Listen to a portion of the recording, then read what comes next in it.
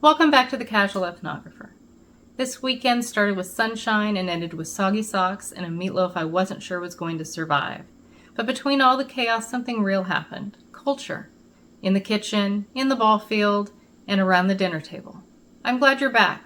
I appreciate your presence.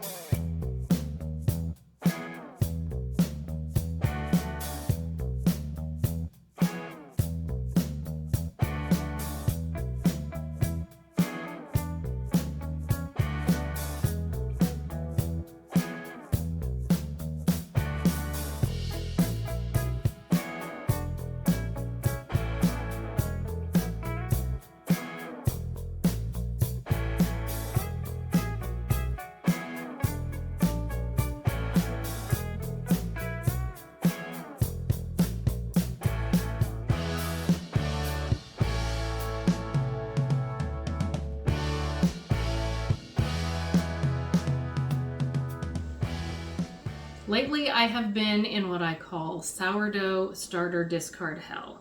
Anyone who's done any kind of sourdough, started it from scratch, knows that for the first 2 to 3 weeks, you have to feed it every day, and your options are to either throw away part of that discard or use it. And I have been doing way too much baking, so today we're going to try something a little different. I'm going to use my discard in the meatloaf. So first I'm going to start by mixing up all the ingredients, not the meat. Then I'll add the meat in, and then we'll get it in the oven. So this right here is 240 grams of sourdough starter. I measured this with a food scale.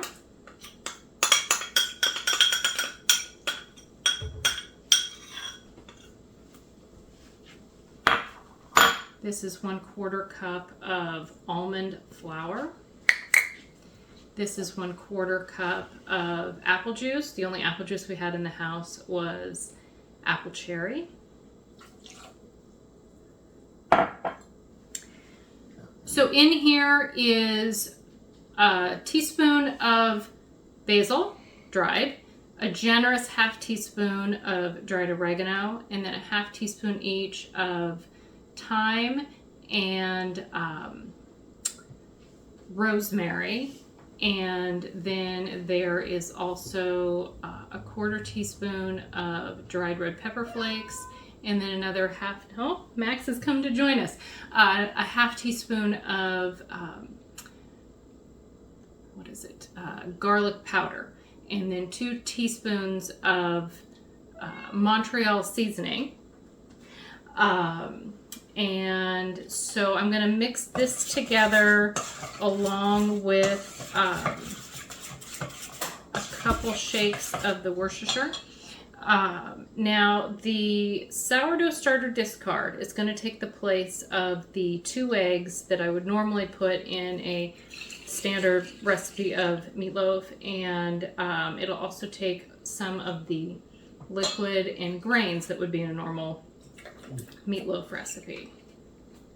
Okay, so to this mixture, that was the herbs. To this mixture is 3/4 of a onion diced, and 1 red bell pepper diced, and several mushrooms diced. Also a little bit of fresh garlic. I cooked this just to soften everybody up in some avocado oil. And I've let it cool on the stove for a little bit while I got everything else prepped. Another thing that I have done, again, it just kind of happens to be whatever ingredients you have in your house, grated zucchini does really well in meatloaf. I just happen to be out of zucchini right now, and when you grate that, I just use a box grater on the fine grate. This is what it looks like. It looks super sloppy, and that's what it's supposed to look like. So here this is some meat that I had bought a large package of and divided it up. So this is 1.5 pounds. I did not write on the bag if it was 93.7 or if it was 80/20. So whatever kind of ground beef makes you happy. And then this is a package of ground pork. I like to mix meats in a meatloaf. This package says that it is 1.66 pounds. So altogether it's going to be about 3 pounds of meat plus all the other goodies. Sometimes I will use disposable gloves, but I have not grabbed any today. So go right in with the hands. Now this is my first time doing the discard in a meatloaf recipe, but I had this idea last night after again, sourdough starter discard hell, made crackers. And it's the first time I've made discard crackers, and I didn't roll them thin enough. They tasted fine, but they just didn't have that crispness that I wanted. I will probably double bake them, or I might even grind them up and use them as breading and something else. So I'm just going to go ahead and mix this together, and then I will meet you back here to get them in their tiny little pans. Okay, let's get started again. This is my younger daughter. She is hanging out with me tonight while Dad and Sister went to a Seattle Sounders game. Oh, before I get started with that, I'm going to spray everything down with avocado oil. This is a fun little sprayer I got on Amazon a long time ago. Although I'm sure they probably have something similar to it still. And let's move everything around. These are silicone baking trays. They are floppy, so you don't want to put them in the oven without a cookie sheet underneath. These cookie sheets I have had for a while. You can tell by looking at them. But they still work. I'm used to them, so I'm not getting rid of them anytime soon. Okay.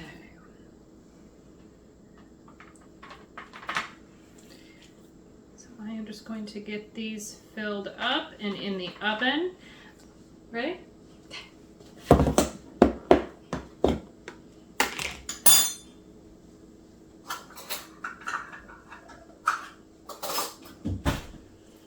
With brown sugar, this is 1/3 of a cup. Press it up against the side, right? Press it up against the side. It comes out like that. We will. Should we make two? Yeah. Okay. Can I do one of those cups? Yeah. Wait. This is gonna be my side to cook.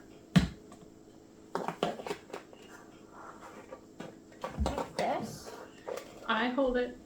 You're going to get all the way up over the counter. Hold on, hold on, hold on. Turn it. And you're going to push it up against the side. And then scrape it again. Because you're trying to fill it. And scrape it, scrape it, scrape it, scrape it. Okay, that looks good. So now we're going to use that again. Just set that off to the side. Do you know how to put these lids on? Yeah. Okay.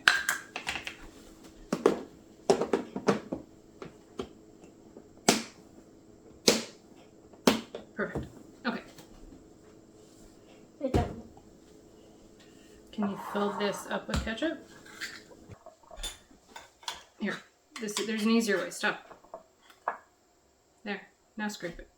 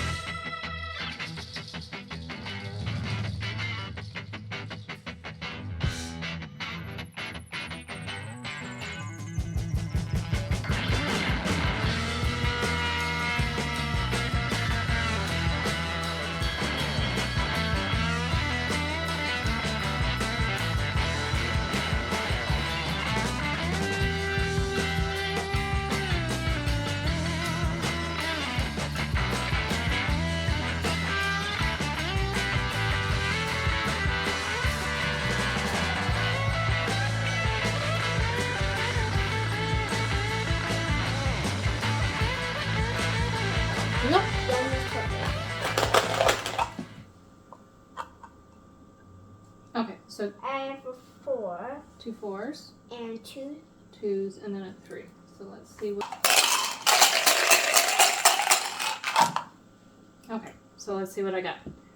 Oh, this is almost identical to what... This is identical, isn't it? Yeah. That's crazy. I can't move. Oh, I forget. What do you need to...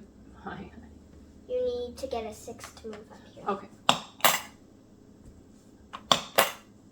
Here, that person can't go there. That also. Oh, I thought they could boot you. No, they can't. Oh.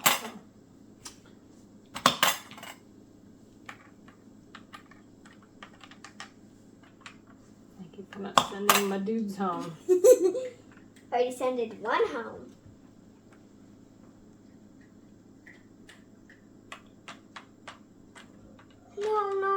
No. 3. You're up. 1. You already loaded up. 2. 6. 1, 2, 3, 4, 5, 6. That's what you get for getting me. Where were you? Right here? Yeah. That's what you get for sending mine home. 2. Your turn.